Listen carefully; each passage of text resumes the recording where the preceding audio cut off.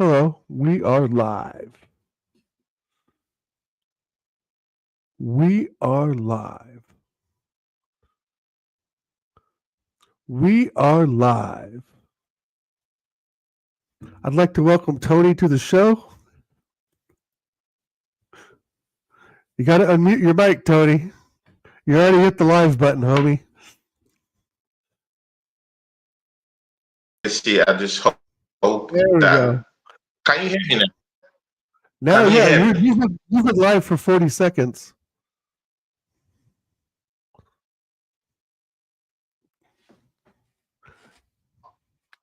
I'm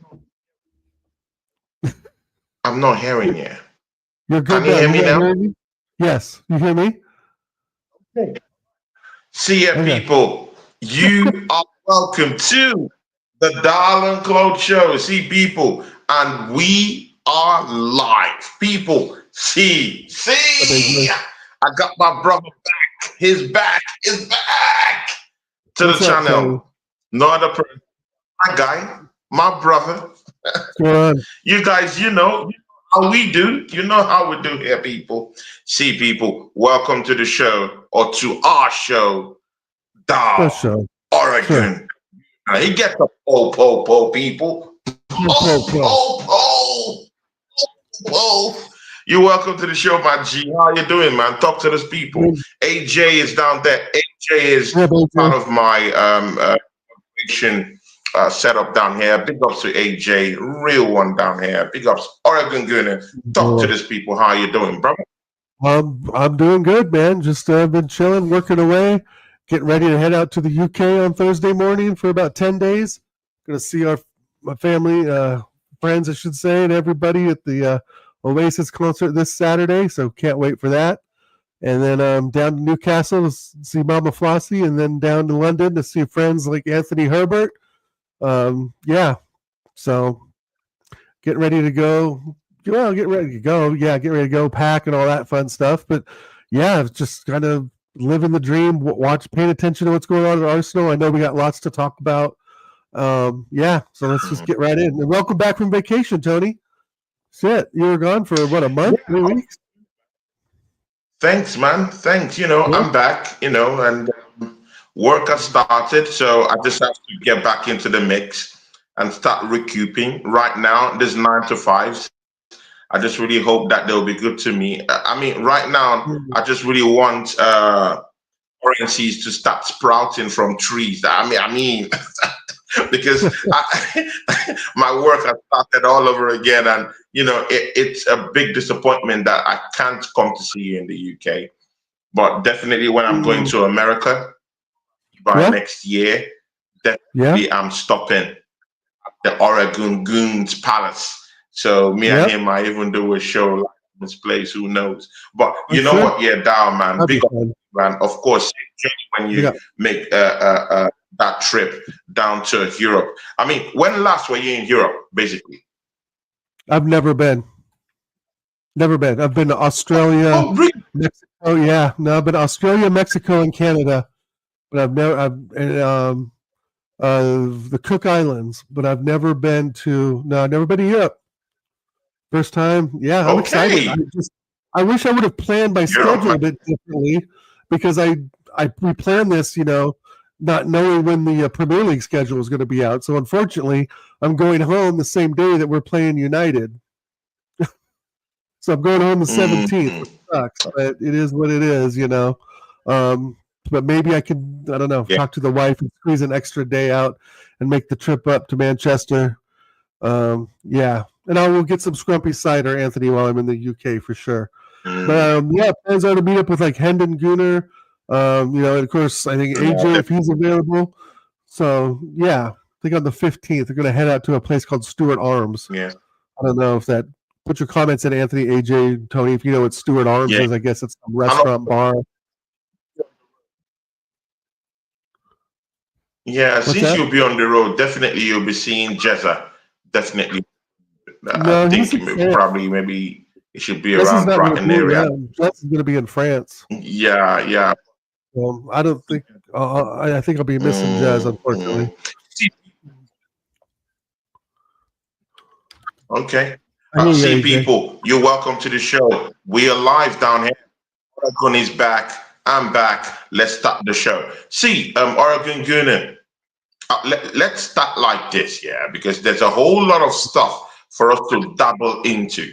But the number one stuff I wanted to talk about, the title is not. I mean, this case is not in the title right now, so it's just something I just want to really, really know from you. Thomas Partey decided not to sign or resign Right. with the Arsenal. Arsenal tabled a proposal about 200K for him to extend his deal. He said no. Today, he showed up, or yesterday, however, because we're already in the next day, he showed up in court in the UK Crown Court, and where he's facing 5 counts of rape charges, yeah? And he was granted bail. Before we know it, we're not seeing it in the news that Thomas Partey have just signed for Villareal, and he is actually getting just 60,000 per week. So he leaves Arsenal Football Club, faces trial yesterday, and right now is in Villareal with a £60,000 wage weekly for him. Give us key notes to what you think about what went down with Thomas Partey, and isn't that really a big drop off? What do you think? Well, I think that we were going to replace him anyway. If it wasn't this summer, I think it would have been this January coming up, because we've been chasing Zubamendi for so long, right? And then, of course, we have Declan Rice that can play the 6 as well. I think what happened was with Thomas Partey, when those accusations came out and he's been going through the courts and all this stuff, I think the club just kind of wanted to separate from him, to be honest. Even though there was a contract floating around, I'm not so sure that we were solidified in that. I think that was probably, I think that comes in with the odd timing of him being charged with these rape accusations, right? So I don't know the timing of that so well, Tony, but I think, and for me, I think it's that the club just wanted to get away from the image of that, right? They don't want to be associated with players that are in pretty deep trouble. I heard the Villareal thing, he still wasn't done. I heard that they were looking at him, but that it wasn't an official thing. So I don't know. Maybe you've got more news than I do. Maybe it's done, and maybe we'll see him tomorrow in the yellow submarine shirt, which I doubt. But I think what it is, Tony, is that we just wanted to get away from him. I'm sure there's other people out here in the chat and on YouTube that know more of the details than I do about that. But the thing is we're losing a good player, right? We're losing someone who at least I thought was really committed to the cause, someone that I thought in the last 3 or 4 years has probably been one of our top 5 players for sure. It's tough that he's going, but I think I do think we have to give Zubamendi some time, right? I do think Zubamendi will play that role. And I think he'll play that role more than Norgard. I'm not hoping to see Norgard in many Premier League matches. I would rather keep Norgard for cup matches. Probably not even FA. Just keep him for League Cup. And after that, we got Mikel Moreno. Does he really play the 6? I mean, we haven't talked about him much at all, even though he did score a goal, 2 goals in preseason, I think. Arteta's got some issues, I think. I think you'd agree too, Tony, that, he's got a midfield problem. We've got too many players now that I think he wants to fit in. He's going to have a hard time finding squad players, especially on these salaries and these egos and how this is all going to mix together. But as you know, we're looking at a 70-game schedule. So I think everyone needs to play a part. It's going to take more than 11, 16, 17 players.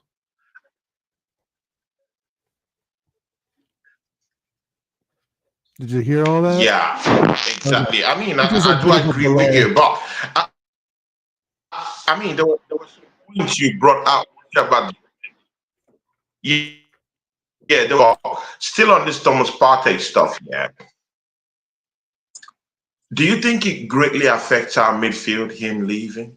I mean, see, yeah, Thomas Partey has been part and parcel of Arsenal coming second, to be very sincere with you, Yeah, in this string of league right. campaigns that we've been going through. He was a dominant factor for us to get to that position. He leaves this team impromptu. I don't think Arsenal were ready to actually lose him. They were actually thinking that they could still have him and bring in Zubimendi, and Zubimendi would be his perfect understudy or play together. But right now that he's left now, do you think that it leaves that gaping hole down there in our midfield? No, because Forget I think Zubimendi. We'll get to Zubimendi. right. But No, because Rice can are cover we that. going to miss? Is it going to show? No, because I think Rice can cover that, and I also don't believe that Thomas Partey was the main reason why we weren't scoring goals. Right? We needed to score goals. And we were crying out for a striker. We weren't crying out for a CDM to replace Thomas Partey, right? We were looking out for a goal scorer. Well, now we finally got one, and Thomas Partey is leaving, was left. I mean, some positions you have to sacrifice at certain times, right? I'd much rather if Partey just left for 35 or 40 million pounds, right? But that's just that shit. It just didn't happen again. But this has to do with court stuff, Tony, right? This has to do with real personal shit outside of football, but it does leave a hole because defensively he's very good. So yes, I would say it leaves a hole, but as you know, and I know, CDMs are a dime a dozen. You can find a pretty good CDM in just about any of the top leagues that I think Arsenal could, get, right? I mean, there's some really in the French team, there's good players.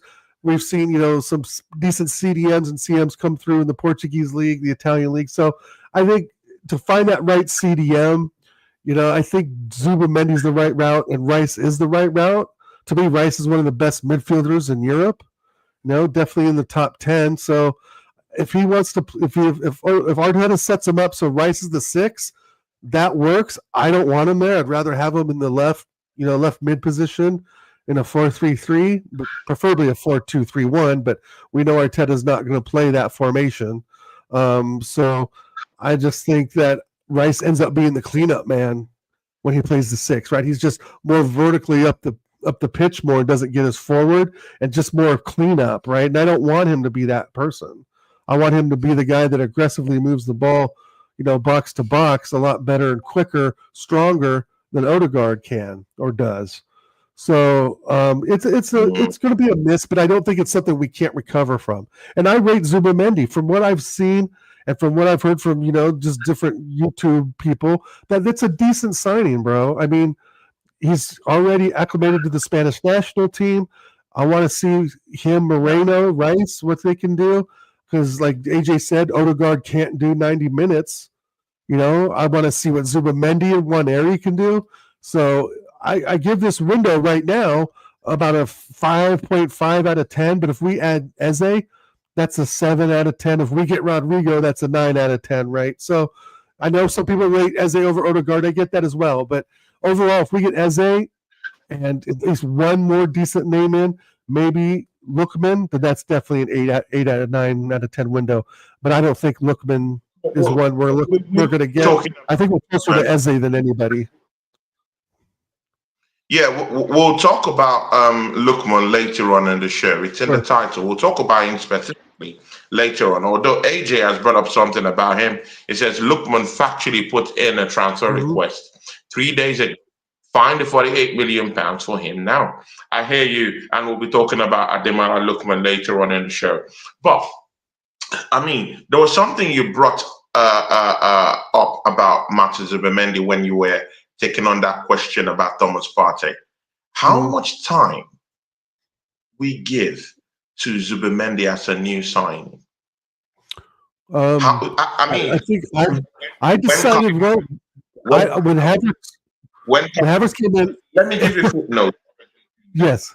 When Kai Havertz came from Chelsea, I said 10 games. You said maybe 9, 7 games or so. So, Oh, in what yeah. is the time limit you're giving Zubimendi to carefully gel and harmonize and integrate with the squad? Um, I'll be fair and I'll get on the boat with you for 10 games. But I think Arteta rates, I think, equally Zubimendi and Havertz. Those are definitely we know those are definitely two Arteta signings. Yeah, I think Berta probably got it over the line, the technical accounting stuff and whatever add-ons we're paying for Zubimendi. But Zubimendi isn't tasked with the same things that Havertz is, right? Havertz is he's obviously trying to use him to score goals, penetrate the back four, get into it with the center backs a bit, a complete different role that he's offering Zubimendi to do. But I'm expecting Zubimendi to play those passes. I'm expecting Zubimendi to look through the lines, and look down the wings and be able to place a pass to Saka, 20, 30 yards out and not put it out of bounds or put it over his head, make sure he doesn't play a ball that's offsides with Havertz. We know he likes to go offsides. I want him to do Odegaard type things, but with less touches, right? With just a more direct, And I have brought up before that maybe we should look at Rice, Zubimendi and Waneri on the right instead of Odegaard, or maybe just go for a complete flat three, and just keep Rice, Moreno, or Moreno, Rice, and Zubimendi, and take Odegaard out of it, because the creativity is what is like. If some people were to say Thomas Partey's why we're getting second 3 years in a row, I would argue that Odegaard is the reason why we've gotten second 3 years in a row, right? Because we've had a good defense, and Thomas Partey played a huge part in that, right? It wasn't just Gabriel and Saliba, and our wing backs. It was it was Thomas Partey just holding them down. So I think that with Odegaard out, maybe the football will be more direct. You see what I'm saying? Maybe Zubimendi can get the ball on the right side, make the turn, find Gyökeres, find Saka, without going to Saka, getting it back, spinning around, playing with my hair, pushing it back, and just all this extra touches and bullshit, Tony, that we don't need. With Gyökeres, you know this, Tony. You've watched football long enough. With Gyökeres, you need directiveness. You need the ball directly to him, right? So he can touch it on the outside of his foot and smash it into the goal. He doesn't need to touch, spin around, falling over the ball like Kai Havertz and ends up going in off his elbow or his ass, his cheek or his knee or something, right? We have a technical, gifted striker now that needs direct service. He doesn't need the flicks and tricks and bullshit that Odegaard brings. I mean, it will work with Odegaard, I think, at times, but when it doesn't work, it's up to Arteta to make that change and go more direct on the carpet football, bro. None of this looping it around over the back four, hoping someone gets it down. I'm done with that because it hasn't gotten us anywhere. That's a bit of a rant. But again, I insist. If Eze comes into the football club the way we hear that he might come to the football club, it changes the whole dynamics in that midfield, and very likely that might lose his place or share that space with Eberechi Eze. Eze is a more direct player. He's gonna cut through the middle, and again, of course, when you look at a player like Max Doman, I think he has a role in the season. I mean, when he's maybe technically gifted. No, but again, I'm just looking at our options that we have around there. Oh, he's a fantastic option. Eze, that's perfect. That play. It could literally cut through. We have a Max Doman who could literally tag 1, 2, 3 players off their positions and definitely open up low block teams too. So I mean, when you look at Odegaard, there's several players that could actually open up tight defenses, break down low block teams, and definitely set up Victor Gyökeres on for a goal. I don't know what you think about that. No, I think number one, Eze is the signing we need. I mean, I would take Rodrygo slightly over Eze just because, and that's debatable, right? But and I know we're not getting Rodrygo. Like I really don't think that's going to happen. And at this point, Rodrygo I'm might still doubting. come. No. He could still come. He could still come. Okay, no, I know, but I'm not betting I any money on that, bro. I am not looking. now the reports Tony, saying he might stay. right? That's what I've heard that he may stay. Yeah, reports are saying he might stay, but some certain reports are saying he might still leave the football club because Right. Real Madrid is shopping, looking for big time money for him, and they're looking for Right. £76 million. Correct. Right. That's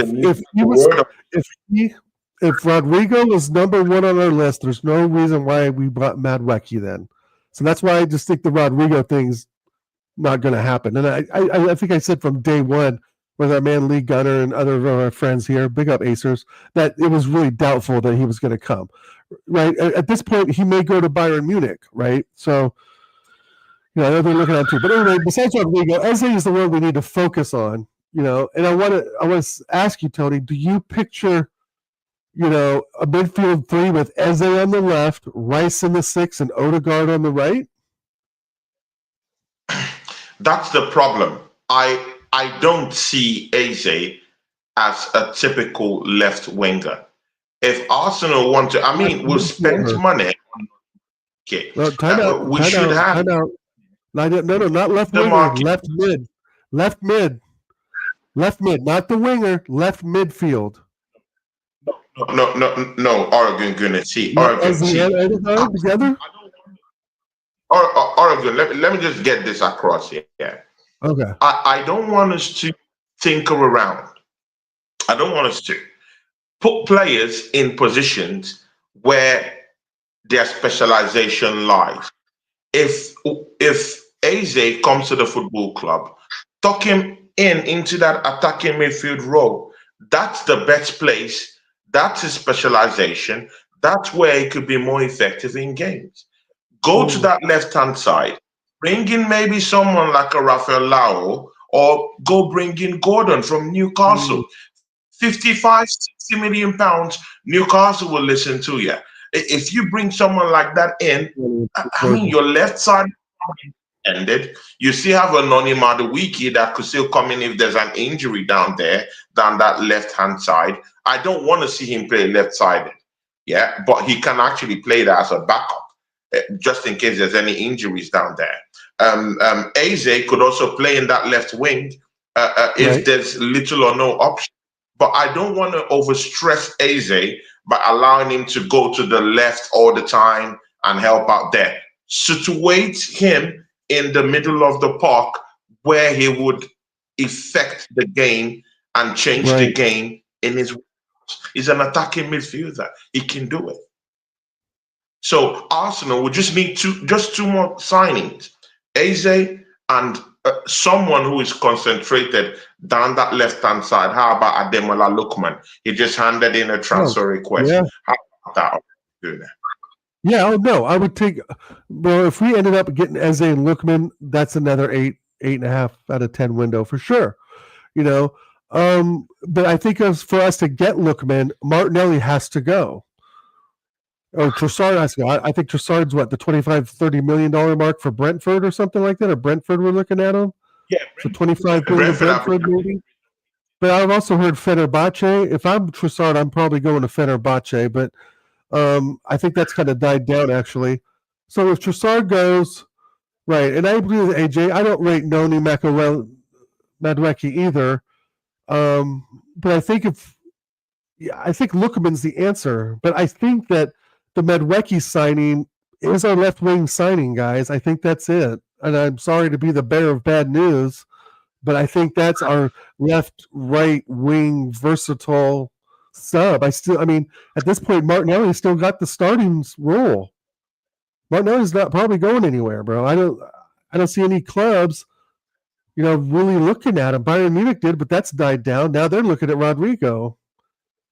So I don't know. I hope Lookman and Eze would be great. It really would. I don't think it's both, and I tend to think we're closer to Eze than we are Lookman. You know, but yeah, but no, again, but Lookman is Ademola, Lookman is world class. yeah, Lookman's Ademola world class. Lookman's Ademola Lookman's one. It's a market opportunity. It just came out, so and Right, he because the has Inter handed thing in a fell transfer. apart. Yeah, that's market opportunity. So if Arsenal sense that, maybe, just maybe, Newcastle are trying to hamstring them, or they can't get a deal for Lau from AC Milan, or that Rodrygo agreement looks, they could actually just go to Atalanta, discuss with them. Yeah, Atalanta are very, very harsh negotiators. But if you Right. give them at least 30 million pounds, a straight up cash, and pay the rest in installment and in add-ons, they would take that cash. Right. And Ademola look transferable. And Well, he and would like Atlanta Arsenal. should be. So Atlanta should it be. fits into that. No, you're right. He does fit. He fits. No, Lookman is the one. I just think if we're after Eze and Lookman, I think I tend to think Eze is more the one, and I do think Noni, Madueke is looked at for filling the left and right wing roles whenever someone's injured, or he feels he can play Madueke once in a while in place of Martinelli, or maybe we'll see Madueke maybe once in a while, go in for Saka, maybe a low level cup game. I think what we're doing is right. What I just saying, we get rid of Nelson, we get rid of Fabio Vieira, we get rid of some of the Lukonga, the Deadwood. But I do think Madueke's a better player than all three of them. And I know that sounds crazy, but I just think he's more athletic and is versatile, even though that's, the horrid word, but it's true. You need wingers that can really play both sides now in some cases. And I know he's Chelsea trash, but now he's wearing the red and white. So we got to give Madueke, in my opinion, 10 days like we did Havertz, like we did Zubamendi, and I think Madueke, I think, is a very athletic player, but it's not, but it doesn't have, but he just doesn't have what Lookman has, right? He's not as good as Eze. And so maybe I'm wrong. Maybe Eze is the left winger. I don't know, and that's the thing. And if we don't really all know, then we sure as fuck know Arteta doesn't know, right? If we really wanted Eze that bad, it would have been done a week ago. Effective. Where do you think Eze will be more effective? I think it will be more effective through the middle. How about you? Where do you think he will be more effective player? It depends. It depends on what formation. Now, if you do 4-2-3-1, then yeah, I would put Martinelli on the left, Eze in the middle, and Saka on the right, and Gyökeres up front, right? But in a 4-3-3, I really don't mind Eze in the left mid, Rice in the 6, and Odegaard on the right, because you'd have two very, very creative attacking midfielders. Eze's more direct. Big up, Cooper. And we know, Odegaard kind of just likes to play the back pass and play the Saka, etc. But I think Eze and Odegaard, it can work. But I'm like AJ. I want a 4-2-3-1. I want to see Rice and Zubamendi in front of the back four. Martinelli, whoever it is on the left, maybe Eze on the left, Odegaard in the middle, and Saka on the right. Or maybe we play Martinelli, Eze, and Saka, which I said before. So, I mean, it's a good problem to have, but then we got to think about injuries. I don't think, I don't even think Saka's really 100%, to be honest, at this point. But Oregon good. Where would you prefer to have Eberechi Eze in our team? I would prefer in a 4-2-3-1 on the left with Odegaard in the middle and Saka on the right. Okay, wait, because me and you, we've always been. I mean, Odegaard has always taken lots of criticism. I mean, from me and you, lots of criticism. Last season, you saw what happened. 2 seasons ago, wasn't really his. Yeah, why do you see as part and parcel of this team? I know he's our captain, yeah, but Yeah. You do know with a quality, he might be displacing Martin Odegaard. And we Fair have to enough. find a way for Declan, definitely. That's a given. Declan Rice has to be in Yeah. the, I mean, 100 Well, million, is it 100 Martin million? Odegaard is Arteta's man that kind of, as much as we don't rate him at times, we call him Ghost-Odegaard, he is somewhat of the engine of the team, right, with Rice and Gabriel.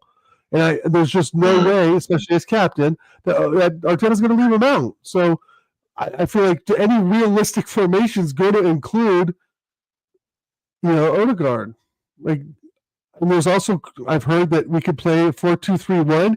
We could go Rice and Odegaard in front of the back four, right? Remember we played Sante Corthoro there, and he had many times where he was able to bring the ball up from a double anchor position, But I just think that if you got Eze in there, I don't want Eze to be a sub. I don't want Eze to come on the 75th minute, but at times I can see that happening to change games because Odegaard's not going to go 90 minutes, Tony. He's not going to go 90 minutes week in and week out. Genuinely, I hear you. But if we're bringing in Eze, and mind you, with the emergence of Max Doman, I still repeat this. Max Doman is everything in a midfielder that Odegaard isn't. He drags players in. Right. Technically, Oregon Gunner, this is Arsenal's most technically gifted player. To be very sincere with you, did you see what he did to Joe Linton? We all know Joe Linton, but he made him look like a punk the other day against Newcastle. You're talking about a 15-year-old kid. Yeah, big up Cooper. Thanks for the like, buddy. All I'm just saying is, see, the emergence of Max Doman, and if Arsenal literally brings in Eze, automatically Odegaard would have to watch his back. Because personally, from a personal view, these two players can play his number 10 role and do a more better job number 10. So literally his pace is kind of, and again, Odegaard doesn't play the right-hand side in terms of the right wing. Max Doman can. So Max Doman can play both a number 10 and also do that job where Saka is. But Odegaard can play in that wing. He can only play in that, number 10 tucked in between two in that midfield diamond with two defensive midfielders or one flying 8. But I don't know. That's how I see it. Right. It makes it more competitive. I think Max Dowman will be in and out of the side, first of all, right? I want to see what Max Dowman can do on a cold Monday night up at Goodison Park. I want to see what Max Dowman can do in the trenches, against, Man United in an FA Cup quarterfinal, right? Before we start gassing this kid up, and he is fantastic, and from what we've seen from YouTube and preseason, that's all we really have to go by, is he looks the part, right? But there's 38 games in this season, Tony, and I've said before, it's going to take, with a total of 70 plus games, it's going to take more than our first 11, right? We're going to really need to rotate players in and out, and Max Dowman may have a good chance, but if I'm Arteta, I'm looking again to play him at low level League Cup matches, first round, second round, maybe. And just imagine if he gets hurt, or imagine if he just goes out there and he puts out a stinker, that all of the Max Dowman talk just suddenly dies, right? And that's a lot of pressure on a kid, dude. I mean, preseason's one thing, right? Preseason really is different than as you know, the week in and week out games. Can he do an FA Cup game followed by a weekend game, and then a League Cup game followed by the next Saturday or Sunday game? And all of a sudden you got 4 games under your belt. Let's see what he can do. I'm all for giving him a chance, but it just has to be the right teams and the right environment for him to succeed, right? I don't want him to go, up to like Burnley on a cold night, and go get crocked up there or something. It's just not worth it for him to do what exactly. And to be honest, Tony, we haven't mentioned Nwaneri in any of this, right? We've gone from Odegaard Eze to Max Dowman. Well, we have Ethan Nwaneri, who is very, very good in the middle of that as well, who just signed a contract, luckily, who I didn't think was going to sign. Again, this adds to the selection problem that Arteta has. Because if we don't win anything, these players will want to leave. And that's why this season is so crucial that we win something. Oregon Gunnar, if you were the manager of Arsenal Football Club, to what extent do you want to see Max Doman participate in this campaign? I want to see him play Championship or Division 1, Div 1 clubs in the League Cup. So in other words, you don't want to feature in a very, very effective way. Like you don't want him to be a kind of like a mainstay in the first team. Do you want to see him in and out in every game of the Premiership? No, I want to see him in and out of if he's going to play, I want him to play lower league clubs. I don't want him to go against any top 6 club, right? I feel like that's a lot of pressure for this kid, bro. And if he gets smoked out there, his confidence is going to drop like a brick. Doman, what are you literally afraid of? Is it that you don't think Max Doman is ready? I mean, when we look at Manchester City, and the amount of setup that they brought into the first 11, Rico Lewis, Phil Foden, they were all young kids. And they allowed that's Fabregas. The list goes on and on. No, I get what you're saying, Tony, but I just think that if we get Eze, we will have an overabundance in that position, right? Essentially, right? We have Eze, Odegaard, Nwaneri, and now Dowman, right? So with that being said, why risk your 15-year-old star in a season against, let's say it is against Liverpool. Are you going to put Max Dowman in against an Anfield crowd just now? I mean, what I'm saying is, if you play him in some League Cup games, right, build up his confidence, build up his time so he can really assimilate to the squad, right? Not that he isn't now. We may see him tomorrow against Villareal. He may start. That's fine. I don't have any problem with the preseason selections, but I better see Gyökeres up front tomorrow, I'll tell you that, or I'm going to fucking be livid, right? So with that said, I think you just bleed him in slowly. And in my opinion, the best way to do that is to low-level FA Cup games. And what I mean that is low, competition and low-level league games. Max Dowman does not need to be playing up at Anfield right now. Max Dowman does not need to go up to St. James Park. Big up, Dauncey. If Max Dowman goes to these places, I don't expect him to get much time. I expect him to sit there and learn and watch. He's 15, bro. Yeah. If he goes out there and gets crocked by Rodrygo or somebody, I mean, then the whole Max Dowman thing is done, and it's just not worth it. Now, he may go get crocked against, Rotherham or, Gillingham or some fucking, Carlisle, some club in the League Cup or FA Cup that we miraculously draw. But then again, he may not, and he may really perform. And what this kid needs is confidence. He needs to perform to get confidence. And I don't think that depends on the competition. I think, it does in the league, but I don't think it matters too much to him. But again, I think he's not ready for City, United, and Liverpool in crunch time. I guess that's what I'm saying.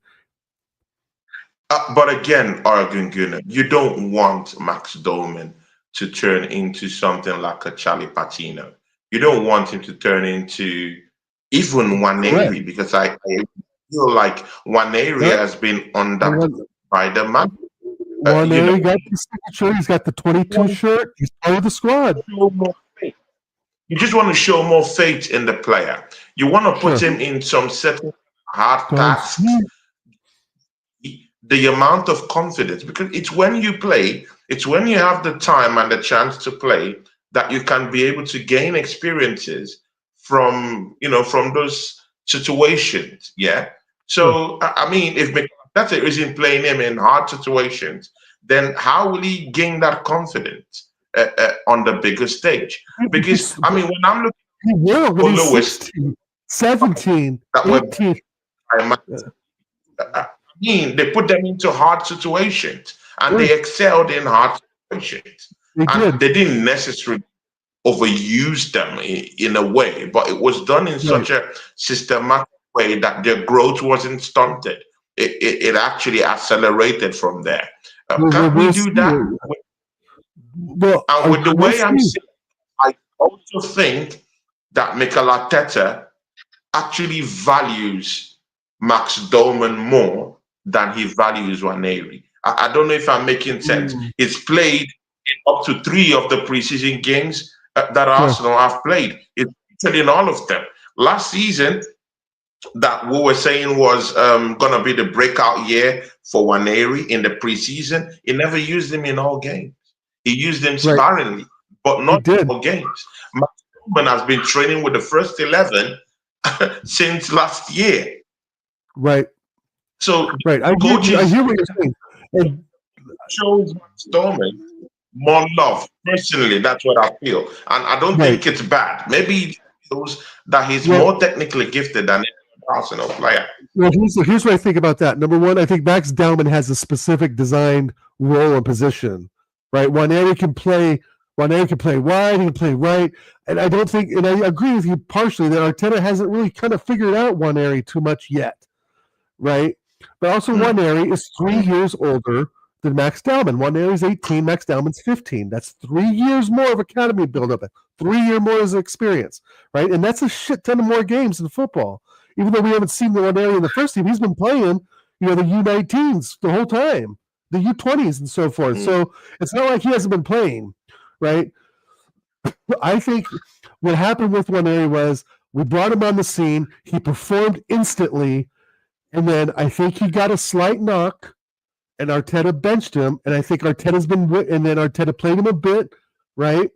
I barely played against Ipswich when we thrashed them 4-0. I think Martinelli scored a couple goals.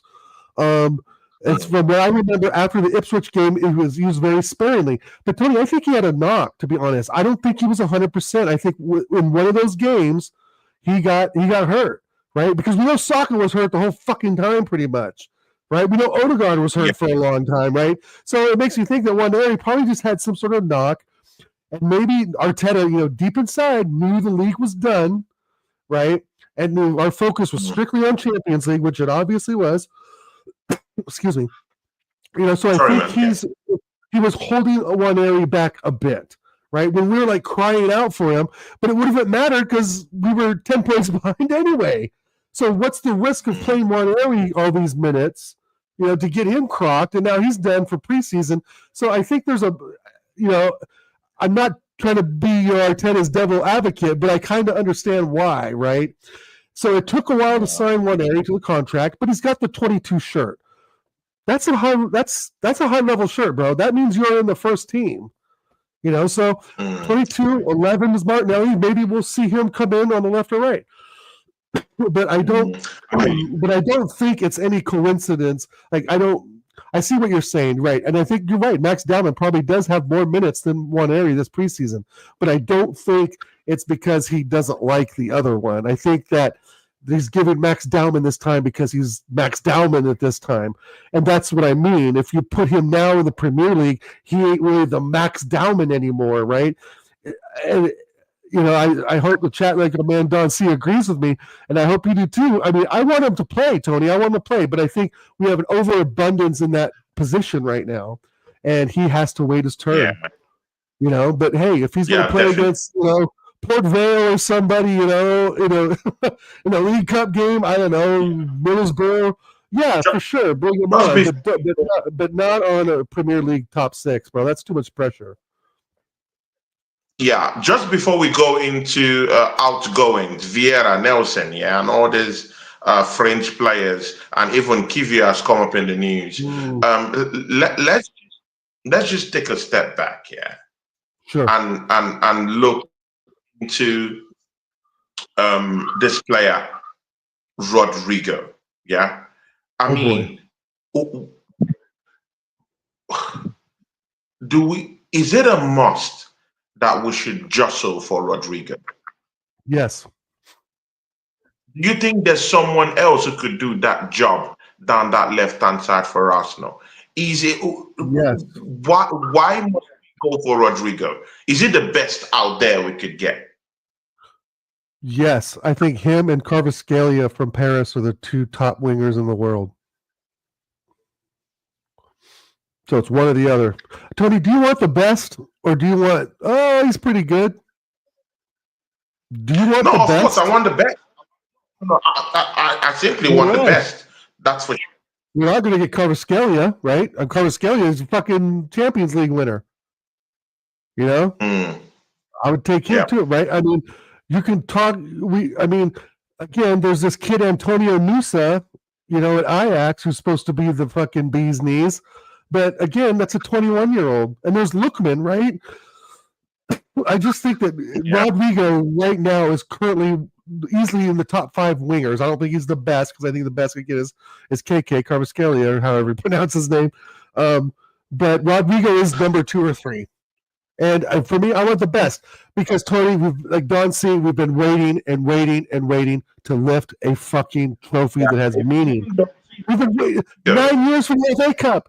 Almost 10 years for an FA Cup. Are you kidding me? Almost 10 years for the FA Cup. And that's all we've got to fall back on now. I'm going to go on a rant. I don't want to talk about Invincibles anymore. City just won the treble 2 seasons ago. I don't want the Invincibles is not in our conversation anymore. This is a new era. This is a new time, and we won fuck all so far with this manager. So I want the best. I want the best. Yeah. And if we get the best, I expect Arteta to let that player express themselves and give us the best they can, no matter who the fucking manager is. You know? Yeah. I want the best. I want Rodrygo over Gyökeres in some cases because he's fucking Rodrygo. This is a kid who's proud of Jericho's son, 13 years old, in the fucking news in America. ESPN FC. Yeah. See the 13 kicking the ball on Facebook, bro. Oregon Guinea. Training videos. Now that I know that you want Rodrygo, good and okay. I want him there too, but I still believe that it will be a long, drawn-out talk with Real Madrid. And mind you, Real Madrid have been in talks with Arsenal for the transfer of William Saliba. So Arsenal actually don't want to go and knock on that door for Rodrygo because they know that Real Madrid would bring up the issue of Saliba again. And I just think that Arsenal is avoiding those kind of discussions with Real Madrid. But throw that away anyway. Training videos came up today of one guy who we've bought into this football club for about £50 million, Noni Madueke. Now, those training videos, oh my God, you need to go to the internet and look them up. Noni Madueke is scoring every goal in training today. I believe it. And he's playing both left wing and in the right wing. He was poaching in goals from the right wing, was fast, getting in behind defenders in those training videos. Same thing he was doing down the left. I know these are training videos, but he looked sharp. And again, he cut short his holiday and came back to Arsenal train and said, "Boss, here I am. I want to play." Good. Where do you stand with Noni Madueke? I stand that as much as it pisses me off and grinds my bones that we bought someone from Chelsea again. Oh, Nancy Hickes says he can score in training too. So I've said it. I just said on the show. Matt Becky is a fucking athlete, bro. He's fit. He's toned. He's a player. The thing is, the thing is, we've got to get behind him. And I know our man AJ is like, he's Chelsea trash. Just play at Chelsea. When they wear the red and white, bro, I got to give him 10 games. I mean, I just think he's extremely athletic. He's extremely athletic, bro. Like, wicked fast. Can shoot a ball. But, I mean, we can't rate him in Chelsea's system. That's it's like with Goicoechea, right? It's the same thing. Goicoechea. Oh, he did it in the Portuguese league, and Portuguese. They make it sound like he was born in Portugal, but he's from fucking Sweden. Like he just, and Nunez is from Uruguay. Like there's no correlation of this. Oh, they did it in this league, this league. I mean, yeah, if Nunez was a bit better, he would have probably lifted a trophy with, maybe something with Liverpool where he could lift a trophy. But you know what I mean? Do you think at Arsenal? Because I mean, I've sampled opinions from lots of Arsenal fans, and they don't seem to think much of Noni Madueke. And again, they don't. I also exercise some certain form of decorum when we're laying an investigation into Noni Madueke as a player. It's still a very, very young player. Personally, if you ask me, the player I wanted? No. I'll give you that direct answer. No, I never wanted him. But now he's here, he's out there, we have to support him. But when that signing came, was I happy about it? The answer is no. But I've found out why I was so angry about that signing. And it's plainly because we took another signing from Chelsea. Rather than the quality of the player. I've not even looked into the quality of the player, but I'm just angry about the signing per se. So when you look at the quality of the player, maybe that might be a different ball game altogether. But what I do know about Noni Madueke is that he gets in behind defenders. We hardly have players that get in behind Martinelli defenders. Can't do it much anymore, can he? Martinelli just doesn't do it much anymore. It just merely, kind of like, cuts in most of the time. It doesn't really get in behind, if you understand what I mean. But Noni Madueke does that effortlessly. And that's because it has his fast, like you've already said. His fast is. But here's the thing, Tony. Like this just goes, and it's down to the manager because it's down to the manager to get him up to speed, in terms of scoring goals. But if we're talking about getting to dangerous positions in the enemy 18-yard box, Noni Madueke does that real well for Chelsea. Mostly on the right-hand side. It gets into dangerous positions. It gets Chelsea's in behind. It wasn't their attacking; it was their defense. You and I know it was their defense was worse than their attack. And Chelsea fans can say what they want; they have their own opinions. But I agree with you, Tony. And I look at it this way: look at what Nottingham Forest have gotten out of Callum Hudson-Odoi. Right? He's a Chelsea reject, so to speak. And that's the thing.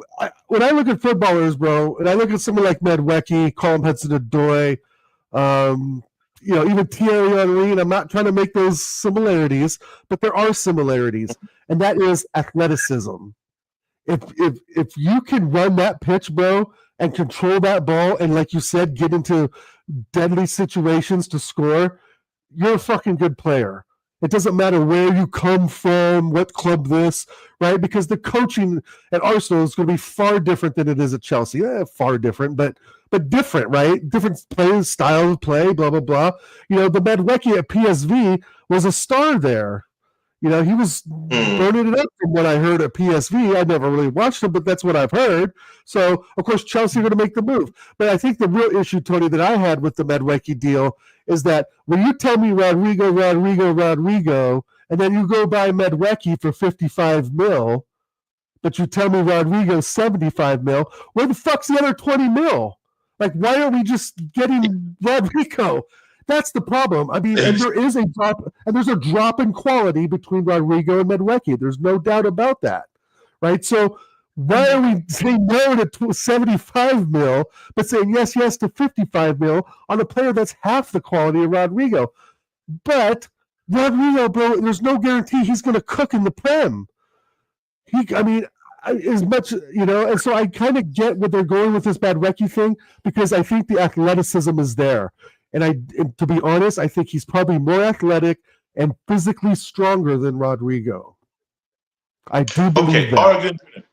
Oregon Gunner. I want to look into this right now. Yeah, Elanga.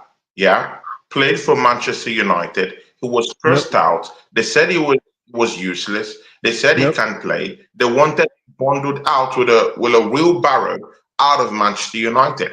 They actually achieved that, however, and then he went to Nottingham Forest. He went on a loan spell, went to Nottingham Forest, and then he became what he is right now. And then now Right. Newcastle have stolen the match and they've got him, I mean, in their football club.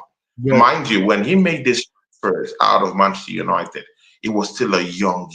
He's even still a Right. young player as we speak. Yeah. I think he's only 22, 23. When you look at Kevin De Bruyne, a Mm. failed player, At Chelsea Chelsea. Football Club, a Yep. player. When you look at Salah, a failed player in At Chelsea Roma, Football Club, Chelsea, and Roma. where he had underwhelming seasons down Yep. there in Roma on loan spells, but he never really achieved what he achieved right now. Oh, He yeah. went down to Liverpool, Not what even he is right close. now. Right. Mind you, he was his people. The key thing there is they were young players. Noni Maduwiki is a young player, Yeah. yeah, of that age right now. Do you Right. think there's room for improvement for Noni Maduwiki? Now that I've given you these instances of younger players that were cursed out of their football club, and right now a team like Newcastle was willing to go for Elanga and drop that Yeah. big money for Elanga Right. right now. I mean, I was literally there when Man United fans cursed out on Elanga, wanted him out Yeah. of the football club. Yeah. But suddenly now they would even beg to get him down there right now. And he was a young player. Right. Do Right. you think Nonima would improve as a young player right now? Do you think his career trajectory would look like that? But that's a really, really good question. I'm thinking. God, that's a good question. um, I'm not so sure. I mean, we got to see him play. He may come out and be a barn burner, Tony. He may come out and score a goal a game, right? Hmm. And and then what, right? And I do think Alanga is a very good example, But like it's Colin Hudson-Odoi too. We always look at these players like, oh, they're shit, and they don't get the minutes and time, but they're still in training and they're learning, right? And they become better. So I think with Madwecki, with the talent that God has blessed him with, can go anywhere he wants. Yeah. Stratosphere talent wise, right? I think that for a lot of young players, because I know I've played for almost 35 years straight. I'm nowhere near as good as any of these players, not even the ones in Burnley. I mean, let's be real. If you're in Burnley and you're playing the Premier League, you're still in the top 1% of footballers in the world. I mean, Yeah. right? But is Medwecki going to bring us a Premier League trophy? My answer to that is no. Will he bring us a League Cup? Okay. He may, Nicholas Bentner, a player no one rated.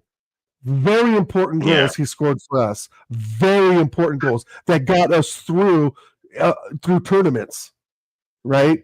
You see, Yeah. he's got his pink boots on, and we'd laugh at him with this falling down out of limos and his underwear showing and shit, right? And his stupid mohawk haircuts, right? As much as the fan base couldn't stand him, right? He scored important goals for us in times where we needed a goal. Right, and I'm hoping Medwecki can do the same thing. I hope all these players to succeed, bro. I really do. I'm like you. Once they put on the red and white, we've got to back them in some way, shape, or form. We don't need to back Fabio Vieira because we have evidence that he's shit and he's not good enough. And if Medwecki's shit and not good enough, we will let him know. But the thing is that we're spending so much money on these players, bro. 55 million is fucking crazy money for Medwecki. I think 60 million or 65 for Zubimendi's outrageous. You and I are from the old school, bro. We know 30 mil is a lot of money for a player, right? But the average now is like 50, I think. So it's crazy I agree money. with you. That's big money. See, Oregon Gunnar, yeah, just before we go, Arsenal are in talks with VfB Stuttgart for the transfer of Viera. They've showed immense concern about Viera. Nelson is being looked at by Fulham again, and also Crystal Palace. I mean, we have all these French players that we could actually ship out. Like, do you still want to see a player like Fabio Vieira in this football club, or do you think we make those transfers and use the money to go get great deals and bring more players into the football club? Do you think that the signings are over right now? And what would you say about Viera to VFB's start? I tend to kind of agree with Acers that maybe the signings are done, but I think if we do sign one player, it will be Eze, because I mean the links keep going. And as far as some people say, oh, the links have died down, the links of this, as far as I've heard, the links are there. He wants Arsenal. We have the money. I hope that happens. But again, I'm like with Acers, maybe it's done because Gyökeres was a big deal, bro. That's going to be that's 80-some million with add-ons, I believe, right? 75 million with add-ons. So, yeah, I'm not so sure, but I think with regards to Fabio Vieira, Nelson, we got to sell them. You know, Nelson with the Bournemouth one would go fantastic. And to be honest, the Nelson thing's drawn on too long. To be honest, he should have been gone 3 seasons ago. At least get some basic cash that we could use, to go for an all-out onslaught on that Eze signing. How about that? Sell off Vieira, create space in our wage book. Sell off Nelson. Sell off Nelson. Sell off all French players. Lokonga, get them out of the football club. We don't need all this French players. I think here and leeching out. Right, but I think if we sell Viera and Lokonga, then we do need to look at another center mid. And my guy I'd bring in would be Jurriën Timber's brother, Quentin Timber. He's supposed to be fantastic, right? So I think we could use another center mid, right? If we get rid of Lokonga and we get rid of Viera, there is a spot for a center mid position. And I think Quentin Timber would be a great fit. If him and his brother can link up and lift a trophy, I'm all for it. But I think right now, Rodrygo, I know we got to get going. To kind of summarize my thoughts on transfers is that I think the Eze deal is somewhat close, but I don't think we're going to get Lookman, and I don't think we're going to get Rodrygo. And if we do get Eze, I think that's going to be it. And the rest will be outgoings. And I think Jesus is gone. I think Nelson's gone. I think Vieira's gone. I think Lookman will go. He said. Now he's referring to Noni Madueke. He said, "You lot are better men than me. I can't back him." Now, note the key word. Yeah? You lot are better than me. The key word here. This is this. I can't back him unless he shows me something. Maybe he'll tomorrow with Villareal. I've asked so many Arsenal fans, what do you think about Noni Madueke? Are you going to back him? Many are saying, no, I don't like him. I'm not going to back him. Do you think this disposition is right in a way? Like, should you back the player? I mean, yes, he played on a Chelsea shirt. Yeah, in a Chelsea shirt. Yeah, right. He hasn't played in an Arsenal. He could yet come in here and give a difference. But would you back him going into the campaign? Like would you take Don route and say no? I'm not backing him. You got to finish what Don's saying. Unless he shows me something, right? Unless he shows me something, right? Yeah, right. Okay. If Madueke goes out there, you got to give him 10 games, and then he's with me, right? Like you said, we said 10 games. I mean, yes, I'm going to back him. If we're playing up again, if he comes on in the 75th minute and it's 1-1 against fucking, I don't know, Wolves or somebody, and he scores the winner, I'm going to back him. If it's 1-1 and we're at Everton and he scores the winner, I'm going to back him. If it's 1-1 and he hits the post, I'm going to be pissed. If it's 1-1 in the 90th minute and he blazes it over the bar, I'm going to be pissed, and I'm not going to back him, right? And this is because we need a trophy, Tony. right? Medwecki, yeah, okay signing, but does that get us anywhere closer to a league trophy? I'm not so sure. You know, and that's the thing. I don't think it's like the fans aren't backing him. We're just not sure what he really brings to the table into getting us a trophy. We're not in the business of building Medwecki's career. I don't give a fuck what his trajectory is at Arsenal, but it better be good, or else he's out the door. And you know, and I know that you know that I know, we ain't just going to kick him out the door after a 5 or 6 year deal, bro. Like, he's going to stay. He's here to stay. But I mean, we Arsenal fans like moving the goalposts. Reece Nelson's been sitting on the bench for 8 years, Tony.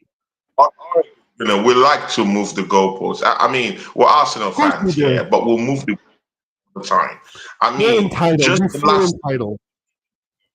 last season, 2 seasons ago, we were all talking about, we need a player that will come and give Bukayo Saka just a little bit of a nudge, just when his injury to come, like that. Yeah, now we've got replace Bukayo Saka, but we'll technically kind of like push him in a way as a backup to him. And suddenly now we're not going to support him. I mean, I just feel like Arsenal fans. I think you're diving too deep into it, bro. We need a backup for Saka. We need a backup for Saka. We need a backup there. Right. Which Medwecki could very well be. But a backup. And now we have a backup for Bukayo Saka, and people don't want to support him. Right, and that again, I think a lot of those people, it's because went from Rodrygo to Medwecki. When you keep like I said before, when you keep linking us to Rodrygo, you get the whole fan base hyped. And it's like, oh, he probably isn't going to come. Oh, he's not going to come. And then now we know he's pretty much not going to come, right? Because I'm telling you, he's looking at Liverpool and Bayern Munich. If he goes anywhere, he's going to go to Bayern Munich. Because Gnabry's not being used. Leroy Sané is already gone. Michael Olise is injury prone and can play more of a central role since Musiala is pretty much done now for the season. He's out for 6 to 8 months. So, I mean, Rodrygo, Bayern Munich, it's a natural fit. Even though I don't think Bayern Munich gets that many Brazilians, but you know, it is what it is, right? I think we're going to miss out on him, but I hope we don't miss out on Eze. But again, it's we talked about this on the show before. We're spending money on Kepa and Norgard. Like, where's the urgency? Where's the urgency to get the players we need in now? And, you know, like we talked about Kepa, who I believe has had a fantastic preseason. Kepa looked amazing against Milan, even though they did the shootout thing and we lost by, 2? But Kepa looked very, very strong. And he's not getting chipped either yards. So I will concede the Kepa argument to you, Tony, right? But there was no reason to buy Norgard right then and there. Right, when you can take that money and go get it to Rodrygo or Gyökeres. You can take that money and get Quentin Timber. You can take that money and go get Eze. Why are you bringing in Norgard? You know, to me, when you bring in Norgard, that's a fill position. Yeah, excuse me. That's a fill position. That's $11 million signing. Like, why is that a priority? And that's what all of us were upset about, is that you were prioritizing players that weren't going anywhere anyway and just kind of sitting around with the thumb up their ass. Oh, I'm going to Arsenal. Holy shit. Right? He just about shit his pants. We put in a bid for him. He had no idea we were after him. Right? And that's a cool story, but we should have Rodrygo, Eze, Gyökeres, then Norgard, Kepa, right? Like you and I debated this. It's the process and the urgency that they went through, which we go through every fucking time, you know. And again, in now hindsight, we fucking threw money away on Calafiori and Moreno earlier. We could have used that money now to buy a Rodrygo. No problem. Lost, didn't it? We don't know if it's a left back. We don't know if it's a central defender in this team. But again, I'm not blame the manager, because you brought a player from Bologna and you're using him out of position. He's not a left back. He's a centre back, and you've not given him a place in your centre back pairing. Obviously, we know why, because we have 2 of the best centre backs in the world. Right. So you using him out of position. So you still have to go back to the drawing board and ask that same question. Why did you buy Calafiore in the first place? So Right. Well, it's not blaming they the thought he player. was Don't gonna be blame there. him. Out of position. He's not a left back. He's a centre back. And to be Well, very sincere, at the centre back, he's been very decent. He's been a decent player when we've used him in his position. But him as right. a left back, he gets all the time, and I He don't scored blame him goals. because it's the man that puts him Yeah, in yeah. that position. Right. He's told to run up the pitch, and it's great that he scored those goals against City. Right. I think he scored against City twice, if I remember, maybe one time. The California thing I don't get. And I especially don't understand it now that we brought this Christian Mascara guy in. Like what like why can't Calafiore come on for Saliba or Gabriel, but he's used as left back, so we buy Christian Mascara in, who I'm actually kind of anxious to see because I think he's going to be a decent That's player. because Calafiori can't defend. We've seen him. Or Time what number is Mascara going to play center defend. back or left back? And again, no, I'll touch on that.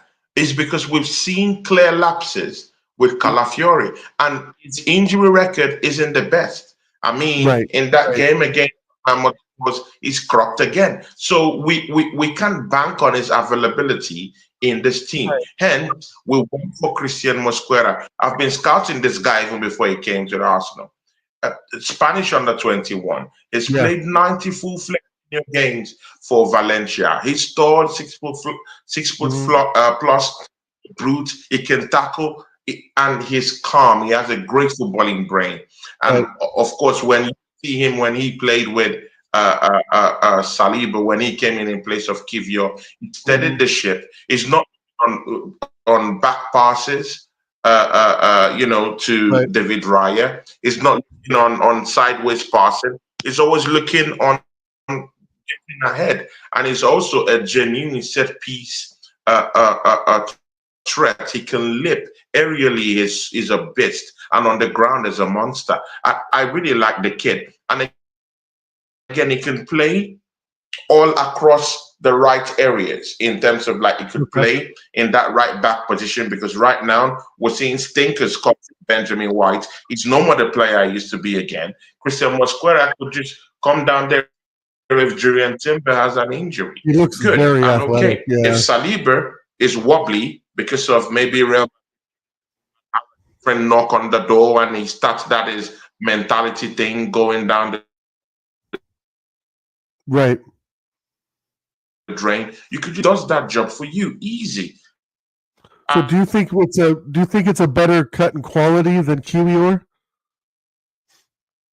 I mean, we saw it easy, and again, in some instance, not as a left back, but in the left centre back position. So now we have a player that's multi-dimensional, which is in Mikel Arteta's wheelhouse. Good and okay for him, no problem. But he's a very dependable right back, a dependable right centre back. So I mean, we needed that. Do you think because I was very scared about Real Madrid coming to knock on. Yeah, let's not to come and get Saliba. Yeah, you were worried about. I was. I don't know why Saliba stayed even till this summer. I don't know why. He has. I mean, he has ample opportunity to abandon the Arsenal, and I don't want to. I don't want to be taken unawares. I want us to be prepared when he wants to take that leap. I'm shocked till now why Saliba hasn't left the football club. Because he's, I mean, that's a good point. Because we don't want anything. Well, it's a very different when they come calling. Look at Arnold. I mean, these guys will abandon legacy and legendary status in their boyhood football club only to just go and kiss the bathroom in Madrid. They would look at Arnold. He left in a most graceful manner anyway. But when they come knocking, it's a different knock. Yeah. So I'm scared about that even this summer if that conversation starts again. We're not winning trophies. Why would if you're Saliba though, but if you're Saliba at Arsenal, you're a big fish in a small pond. But if you're at Madrid, you're a small fish in a big pond, right? So I think that's part of the reason. And I think Saliba likes North London, or probably has a nice home and has got a kid and thing in school or whatever. I think Madrid though is sort of make or break, right? If he was to really move house to Madrid and it doesn't work out, he's done. Like, school. Madrid will build him a school to take care of his kid. Bro, Madrid will build him a school. They would give him a bro. Right. I don't know. I just feel that if Real Madrid come calling again and they make the knock very, very hard and loud, he might go. And I don't want to be taken unawares. Right. So it's very true, though, they were transition of managers. And some of that, I think, too, Tony, was their transition of managers, right? They were trying to get Ancelotti out of there. They were looking to recruit. I really thought Jurgen Klopp was going to go there at one point, which would have been an incredible pickup. But, with Xabi Alonso, it's a good signing, but I think they're still taking a bit of a risk. And maybe the Saliba risk was too much for them at the time. But I think at the time we gave them a better offer. We probably offered more money. Who knows? But they will come calling for him again. I don't think it's going to be – it'll probably be next summer. But maybe the Rodrygo thing was their bargaining piece, right? Give us Rodrygo and 10 million cash, but that's all kind of fallen through. But I'm glad he signed too. I think he's one of the silent leaders in the team, right? He's not the most vocal guy, but I think that he leads by strength and silence, to be honest, and he's integral to our team. But the Saliba one, I was pretty amazed that he signed too, because I thought for sure that contract signing would go down to the end of this month, would be the end of August, and he would just end up signing, or maybe going, be that last transfer of the window. Saliba hasn't signed yet. That's a legitimate problem. So you don't want to be taking away players that would actually.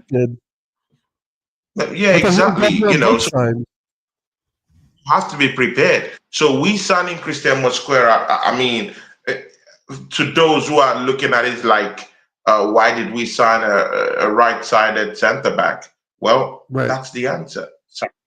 We are not sure. He hasn't signed a new deal. There's a big problem brewing. Even if he manages to stay this summer, I doubt that guy would. I doubt he'll be here in January, because we're not winning any trophies. So why would he want to stay? We are not joining him in January. Maybe next summer. I thought he already signed it, Tony. I thought him and Gabriel have already signed the thing. You're telling me he hasn't signed it? Are you sure? He hasn't signed it. Yeah. I mean, come on. He hasn't signed it yet. And now that he hasn't signed that deal yet, Arsenal isn't winning trophies. I have a problem with it. It's a genuine problem, because I mean, you need to look at the incentives that's making him stay. I mean, he hates the English weather. I mean, let's get that out of the way. I mean, everyone wants to go. Come on, man. No one loves England. People, come on, man. He doesn't like the weather. He probably doesn't like the women. Probably doesn't like the women. Come on, man. Doesn't like English people. Jesus, Tony. So, Arsenal's not giving you trophies. There's no incentive for Saliba to stay here. So I'm genuinely scared he has a new deal. So if we get some, hey, Tony, it's Bill Saliba. He says he loves London and the London people, and he loves Arsenal. Take care, Bill. Cheers, pal. He said you're popping balls. He's protecting the image of the Queen. Oh my days, man. Oh, the sea. Oh, it was glorious. He doesn't like the English people either, does he? Doesn't like the English people. Totally making up shit. He's not a friend. He's making up all this craziness. Saliba doesn't like the English people. Just before we go, Victor Gyokeres. What do you have to say about him? I mean, people have taken a pop at him for coming in the 76 minutes in that game, that much pause, and he didn't score a goal. Genuinely, a little bit lost in a way because he had to do a whole lot of running around with no service for him because we have zombies down there on the left. That was trying to engineer something, and Odegaard completely ghosted the yard. So, I mean, what would you say about Victor Gyökeres right now? I think Victor Gyökeres is just fine. He's ready to play. I think that when you throw someone on for their first match ever for 15 minutes and you expect them to get service from Odegaard.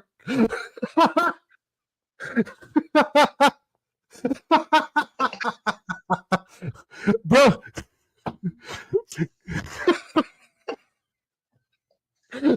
Oh my! I'm open. Even more red. No, I think Victor Gyökeres is going to be just fine. Yeah. But again, I've said it the minute we were linked to him. You guys said it on Jez's channel. Shout out Jez. Nothing changes with Odegaard pulling the fucking strings. Yeah. What we saw in that Newcastle game, right? It was the end of the Newcastle game, I think he came on. Or was it Milan? I forget which game. Was it Milan? I forget which game. What was it? Newcastle or Milan? So the game against Tottenham that Gyökeres Tottenham, thank you. Tottenham, yes. Oh yeah, of all squads, right? You're putting obviously in a super environment that I just talked about. Max Dowman, right? You don't put these players in that environment, Arteta. It was Tottenham. If you're going to put them in that, you need to start them. So he can get in the flow of what's going on. It's our biggest rival, even though it's not in London, right? It was in Hong Kong, but it's still Tottenham, bro. They put their first 11 out, and we put out 11 with Kai Havertz that was missing our $70 million striker, who's essentially the second best striker in the world. So go figure. I mean, it makes no sense. But he better start him against Villareal tomorrow. I mean, you can't see anything if he's not playing. Right? You can't judge a player on 15 minutes, bro. You just can't. If we would have done that on Thierry Henry, he would have been long gone out the door before he even had a chance to be brilliant. Because his first season at Arsenal was not that good. Right? And to think Gyökeres is going to win us a trophy? Are you fucking kidding me? We need so much more than Gyökeres, bro. You need a captain like Rice or Gabriel and get Odegaard the fuck out of there. I've said it, nothing changes with Odegaard pulling the strings. If Odegaard is setting the tempo of the match, if Odegaard's setting the tempo of the game, and he's dictating how the tempo is, he's dictating where the passes are, he's dictating when the through runs are supposed to happen, right? So you're not offsides and so forth, or man marked out. Like, as long as he's still there, do not expect that much to change, my man. Do not expect that much to change. This is the Arteta Odegaard era, and no matter who we bring in, they're going to have to fit in that system. And remember, this is a Berta signing. This is not an Arteta signing. Arteta didn't want Gyökeres. He wanted fucking Sesko. So with that said, I think we give Gyökeres as much time as he needs because it's going to be a struggle for him to put this squad on his back and carry us to a Premier League title his very first season in North London. So I give all these new players some fucking give because they've got to learn a lot in a short amount of time because we can't prioritize our signings in the proper way, number one. And number two, you're going to be working with a manager who's more ego than, wanting to, in some cases, win. And I hate to say that. But I do believe that Arteta has an ego chip. He will win his way with the players doing exactly the way what he wants them to do. And that will not work with someone like Gyökeres who needs to express themselves every weekend on the pitch. That style of coaching is not going to work. So with that, Tony, great show today, man. Thanks for having me on, bro. Yeah, definitely. A quick one. What's your prediction for that matchup tomorrow? quick one. 2-0 Arsenal. Great Perez with the brace. 2-0. If scores and then the.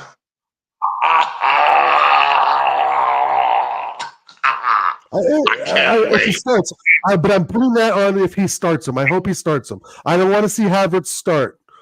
I don't want to see Havertz on the pitch at all. Havertz can be the bus driver for all I care. But he has to start Gyökeres now. Now is the time. The fucking season starts in 10 days, Tony. Like, exactly, man. Our main man. A 5 million. Let him start the match. Bring the fucking pound Villareal, bro.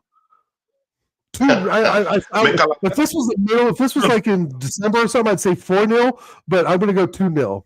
I'm gonna go 2-0. But Gyökeres with the brace, if he starts. If not, I'll go with 3-1. 3-1. That's 3-1. And I think Gyökeres was. I think Gyökeres will score, but again, I would like him to just score at least in his first 4 matches. I want him to score. It should just give him that much needed confidence going into the Premier campaign. Dude, it'll electrify the fan base too. It'll electrify the fan base. Exactly. He needs to get the engine rolling. So, Oregon, what do you got coming up, my brother? Well, coming up, I'm headed to the UK on Thursday. Thursday morning, headed to Edinburgh for a few days. Going to see the Oasis concert on Saturday. I'm going to head to Newcastle Monday morning and meet up with Mama Flossie and her husband. Have dinner and drinks with her and him. Spend the next day in Newcastle. Probably go to St. James Park and go check out the stadium and all that and see what Newcastle has to offer. And then head down to London on Wednesday. I'll be in London Wednesday, Thursday, Friday, and Saturday, and come home Sunday morning. So, please, when you go to the Oasis concert, please don't get to sing Wonderwall too much because I want you to still remain an Arsenal fan. I don't want you turning into a Man City fan. Oh shit! Yeah, I don't want to come to shows and then my brother is now, I thought about wearing this T-shirt, but no, I'm not. Here's what I'm going to do, Tony. I'm going to Cruz's shop in Edinburgh. I'm going to go get the fucking Stone Island black jumper, right? I'm going to get the fucking Stony, right, with my tech shorts, and I'm going to get a Oasis bucket hat, and I'm going to be going, live forever. Yeah. I'm gonna get the badge in, mate, with the fucking the way I do about you now. Yeah, exactly. I can't wait. It's gonna be so much fun. It's a great stream. That's my brother. Don C. Stuart Arms. Stuart Arms Club on the 15th. Friday the 15th. Don C. Meet up for the drinks and food. Yeah. Don C might soon be starting his own channel. He hasn't started it yet, but is on the verge of actually thinking of that. So definitely, Oregon Guna will be down there to help out. Yeah. Don C. I'll be definitely there to help out. He's our guy. He's our brother. So we don't get along all the time, but we do get along at times, and it's a love-hate relationship, but we always know that we care about each other. Always love, never hate, bro. It's never hate. That's his channel. We're going to be out there helping him out too, on his channel too. He's our brother. So, guys, get ready to subscribe to that channel when it comes out. For listeners. From me and brother Oregon Gunner, and we are out. People. Peace, people. Peace.